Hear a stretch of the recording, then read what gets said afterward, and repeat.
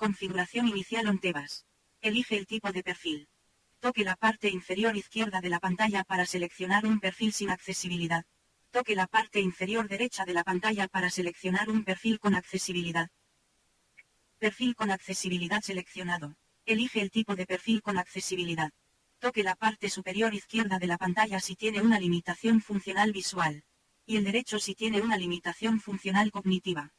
Toque la parte inferior izquierda de la pantalla si tiene una limitación funcional auditiva. Y el derecho si tiene una limitación funcional de movilidad. Bienvenido a on Tebas. Menú principal.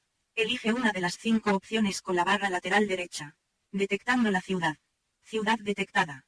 Puede moverse por la aplicación sin restricciones. Iniciar un recorrido, en línea. 6 elementos. Menú de selección de destinación.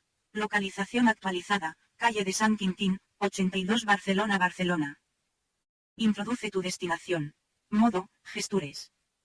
Introduce tu destinación. Gestures. Escribe el nombre de tu calle. A. R. A. G.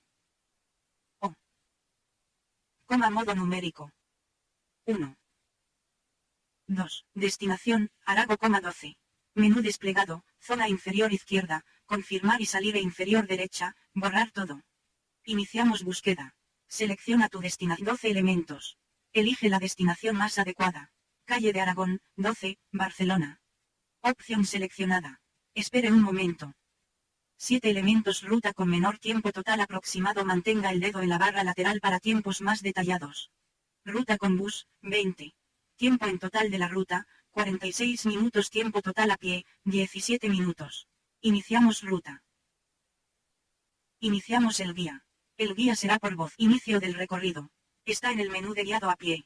Tiene 5 opciones en el menú. Tome dirección sudeste en Carrer de Sant Quintí hacia Carrer del Trovador.